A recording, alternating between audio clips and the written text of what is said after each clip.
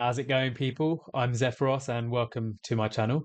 Today's going to be a hero spotlight on Ferssi, who's currently on the 15x banner alongside Hex. I hear a lot of people kind of not truly getting or understanding what makes Ferssi so good, so that's what we're going to be going through. All right, so let's get into it.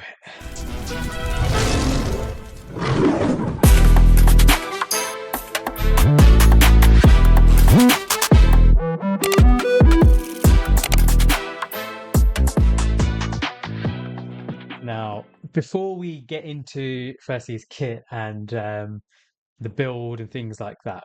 There's one thing that I want to clear up because it really bugs me when people refer to Ferssi as she. So if you follow Fersi's law, if you just read the law, constantly referred to as he. See, instead he heals to lure victims closer to them. So he is a he. I don't know if because all the robes or whatever, but everyone assumes Ferssi a she. But yeah, just wanted to correct that according to the law anyway. So when it comes to Ferssi, obviously Ferssi, as you can see here, Ferssi is a healer. Um, but the heals are not the real reason why you use Ferssi, right? Um, so we'll look at the skills, right? So we'll start off with the talent. So after 5 seconds without performing any healing, the hero's healing multiplier for the next heal will be increased by 100%. So if you're in any content where there's kind of breaks in between damage, then Ferssi will increase the amount that he heals, which is great. But like I said, you don't really rely on him for heals. You generally will use other people, other healers. But the basic grants attack-based healing to one ally, and he's got the kind of the standard vortex range, so that big range, which is typical for healers who only heal one target at a time. Then first passive. Whenever an ally in range receives AoE damage, their received healing is increased by 20% for 15 seconds. This effect can be triggered one time every 35 seconds. These are all obviously fully skilled up, right? So this is he's based around healing whenever there's AoE damage, which is a bit weird considering he only heals one at a time. But his kit is designed to help mitigate AoE damage, and it's a next passive that really does that. Okay, so this passive is what makes Ferssi so good in so many end game areas of end game areas of the game because applies AoE damage reduction to allies in range once it's fully skilled up. AoE damage taken minus 25%. That is huge. Basically, just taking a quarter off the damage that your other heroes take in AoE damage as long as they're in range, right? So it's one of those where if you've got it fully skilled up, this is where you really need your skill crystals going. You don't really need to worry about any of these. This passive is huge, right? It's absolutely incredible for areas like Guild Boss 2, so Apocalypse 2. You've got your Gear Aid 2, really good, where the Titan basically does the earthquakes. Then you've got Void Rift, again, Void Rift, where you have like the big AoE things like from the Araka boss. It just helps mitigate the damage from there. And then you've also got your Wasteland Titan Immortal Codex. So where it's just constant AoE damage, firstly just helps reduce all of that damage and helps your other healers keep those statues alive. So this one passive makes Ferssi incredible, and almost a must-have in a lot of teams. Then the ultimate is basically will increase the healing multiplier, and this is actually pretty nice. So it applies a 20% inspiration, which basically buffs any allies in range. I think this one's for 3 allies.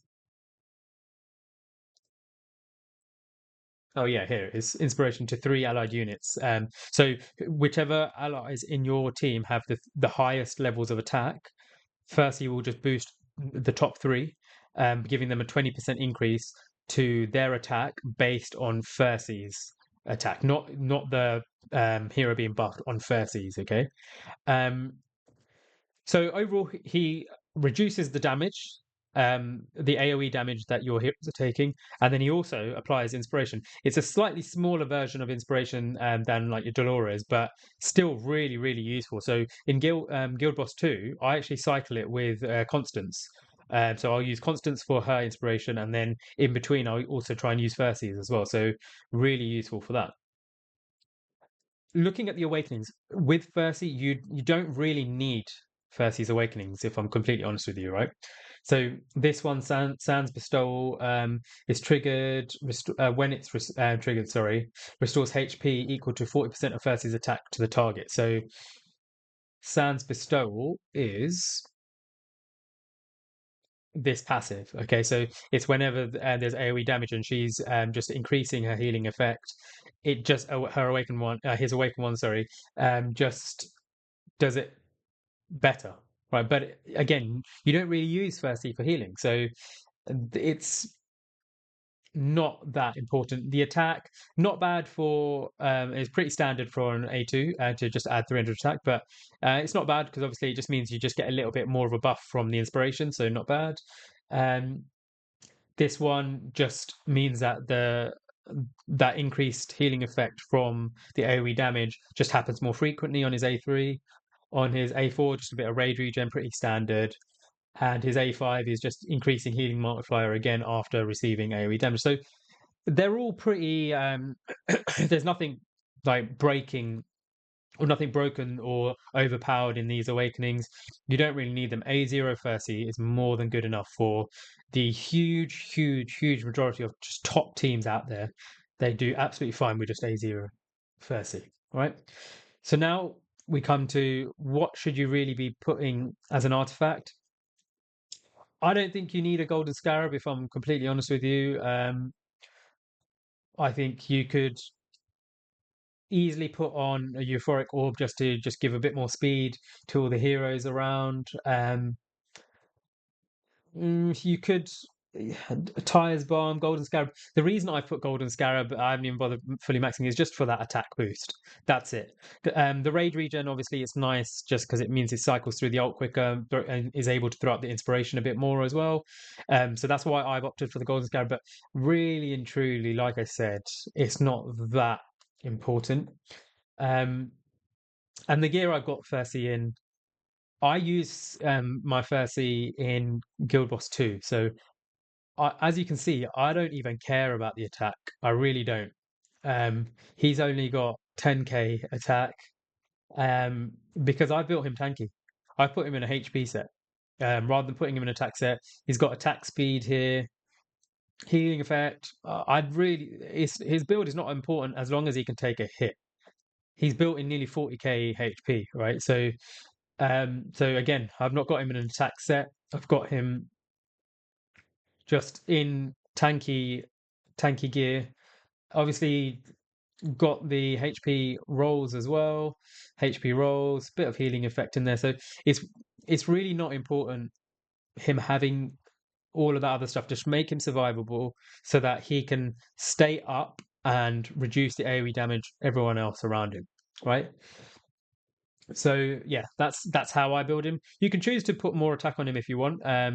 It'll mean that when he does do his inspo, he gives a little bit more. So nothing wrong with that. If you can, I've just chosen to put my better inspiration or invigoration gear, sorry, on other healers like my Eloin.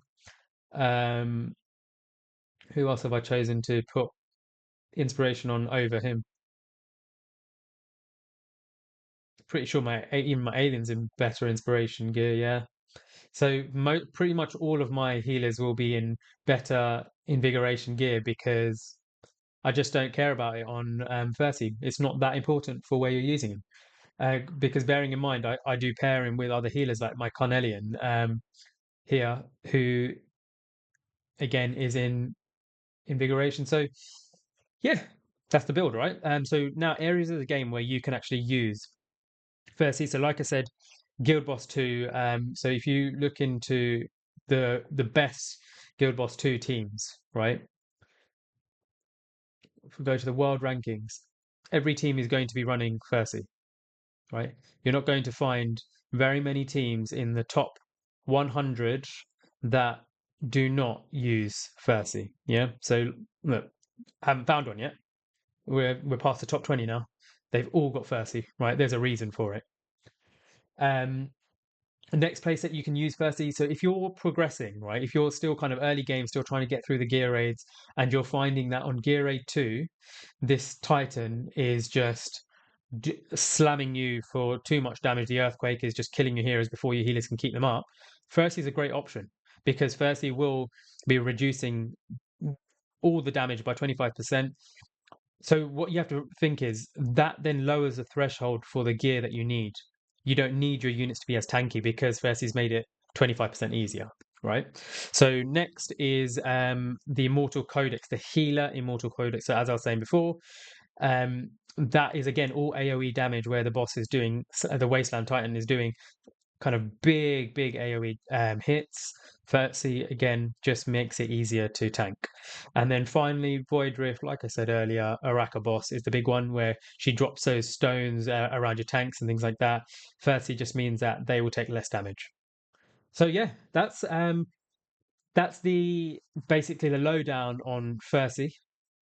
If there are any other kind of questions that you have about how to build him, how to any other areas of the game where you think he could be used, then yeah, just ask in the comments below. If you have found this useful, please like, comment, subscribe. It really helps my channel. So until next time, guys, stay blessed.